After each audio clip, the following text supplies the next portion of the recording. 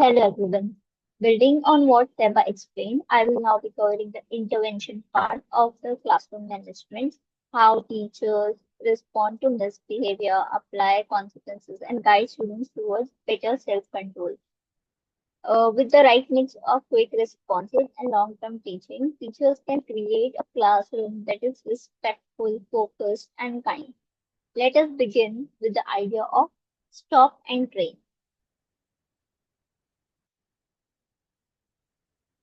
The need to stop and train. In many classrooms, students who misbehave are often corrected quickly, but the stop and train method means pausing the lesson to help students understand what they did wrong and what they should do instead. This helps students learn the rules, think about the actions, and become better at handling their behavior. In the long run, this helps them make good choices in real life, not just follow instructions. With that foundation in mind, let's walk through some real classroom examples that demonstrate the power of this approach in action. Here we see a middle school student who keeps talking during lessons. Instead of calling the student out, the teacher quietly walks over and stands nearby the student. This silent action shows the student that their behavior is noticed. The student understands and stops talking without feeling embarrassed. This simple trick keep helps in keeping the classroom environment calm and focused. In the another case study, a high school student talks during a group activity. Uh, the teacher doesn't shout at him or her. They just look at the student with serious, and calm and serious eyes. The student notices and stops talking and joins the discussion again. This quiet way of handling the problem works well and keeps the students respect. In here a primary school class, a student is drawing on the desk instead of doing their work. The teacher comes over and says gently, "Let's do the assignment now. We can draw later." This kind tone helps the student focus again without feeling bad. Okay, in the next case, a student continuously refuses to clean up after an activity. The teacher says, "It's okay if you're not ready right now. Let me know when you are, and I will help." The student feels respected and chooses to clean up on their own later. And finally, in this case study, a student in a high pressure maths class begins to show frustration and anxiety and starts complaining loudly. The teacher says it's okay to take a short break. Come back when you feel ready. The student leaves for a moment, calms down, and returns ready to learn. This shows care and helps the students manage their feelings. Having seen how thoughtful intervention supports positive behavior, let's now turn to another essential tool, how consequences can be used not just to correct but to teach. These consequences should be logical, fair, and instructive. In every classroom, students sometimes misbehave, but how we respond matters. That is, consequences are not meant to punish, that they are there to help students learn what they did wrong and how to do better. Good consequences should be fair, clear, and helpful. They should match the misbehavior. For example, if a student breaks something, they can help fix it. If a student wastes time, they can use break time to finish the work. These consequences help students understand how their actions affect others. Consequences should not make the students feel ashamed. Instead, they should help students learn to take responsibility. When students know why they are getting a consequence, and what they can do better, they grow. It helps to have rules that are clear and used the same way for everyone.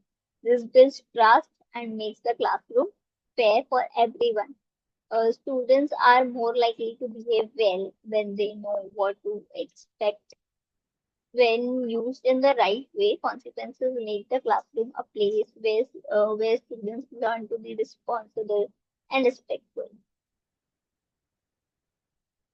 Let's now explore in greater detail the 8 essential guidelines that ensure students are not only fair but also serve as teachable moments. The first is use proximity. Proximity is a powerful non-verbal tool when a student is off task or disruptive. Simply walking over to their desk or standing nearby can redirect their attention without a single word. This approach allows the teacher to manage behavior quietly and respectfully without disrupting the lesson or calling out the student publicly. It maintains the flow of learning while asserting classroom expectations. The second is make eye contact to communicate authority and presence. Establishing calm, direct eye contact can be more effective than raising your voice. It sends a clear message: I see what's happening. When done with a composed expression, it avoids confrontation and instead projects firm but respectful authority. This small gesture helps correct behavior while preserving the student's dignity. The third is use soft reprimands instead of harsh words. Students often respond better to a soft, calm tone than to aggressive commands. A quiet private reminder like, let's get back to the work, or I need your help in staying focused, shows care and understanding while still addressing the issue. This tone lowers defensiveness and encourages the student to reflect instead of resist. Fourth one is to stay calm and avoid escalation. It's essential for teachers to model emotional regulation. When we react with anger or frustration, students often mirror that energy, escalating the conflict. A calm, responsive, a calm response helps de-escalate tension, keeps the student and situation manageable, and shows students that self-control is a strength. Remember, your calm is their calm.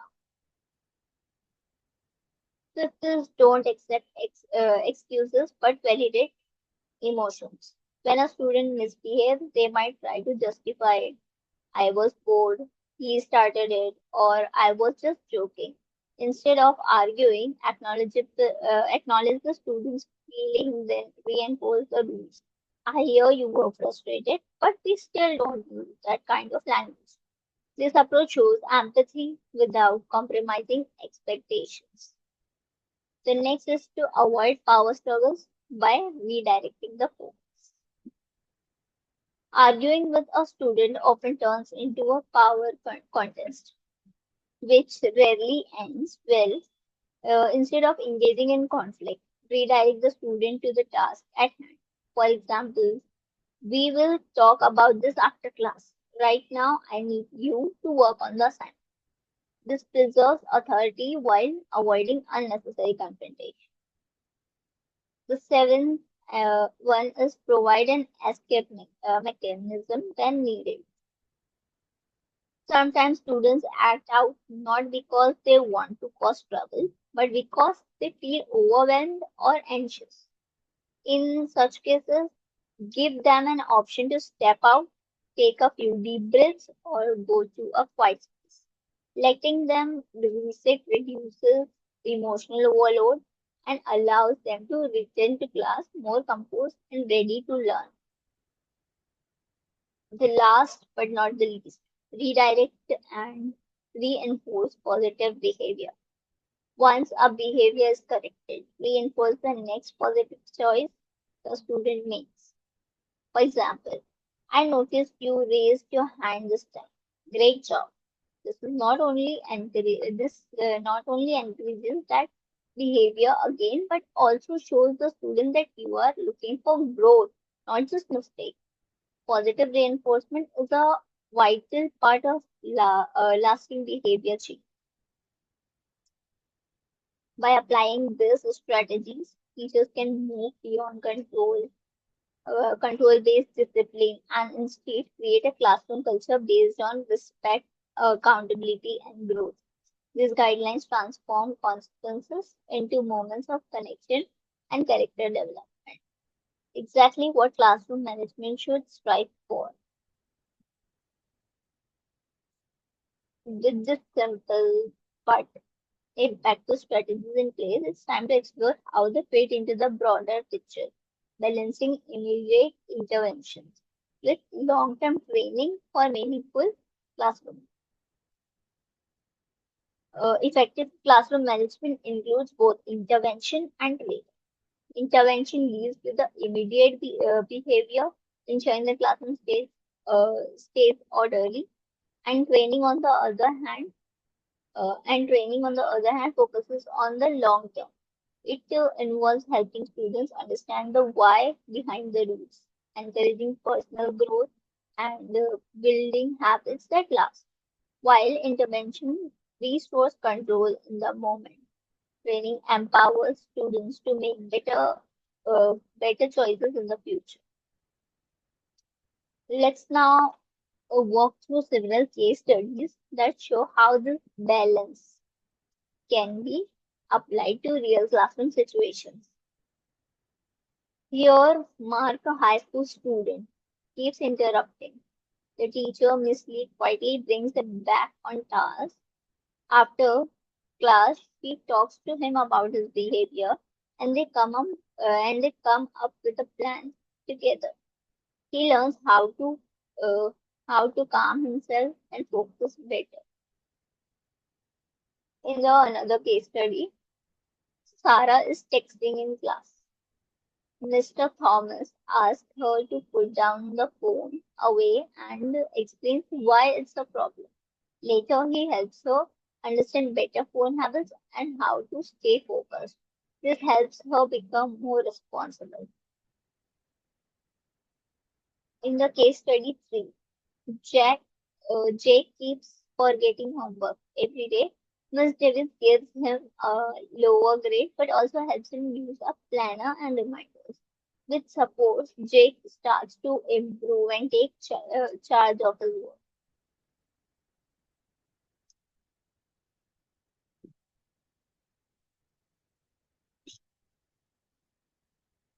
Here, Jason interrupts during group work. The teacher asks him to step out and calm down. Later, they talk about working with others. Jason learns how to listen and take turns. Emily takes out of turn. Emily takes out of talks out of turn. The teacher reminds her kindly of the rule. Later, they talk as a class about listening and respect. Emily becomes more thoughtful and patient. Okay. In conclusion, according to Davis, 2009 says good classroom management means clear rules and a kind, helpful classroom. When teachers make quick fixes with long-term teaching, they don't just stop bad behavior, they help students grow into caring, smart, and responsible people. Let's always remember, classroom management is not about control, it is about understanding, kindness, and clear rules. When we guide students with care and help them learn from their actions, we prepare them for a better future. These are the references. Thank you.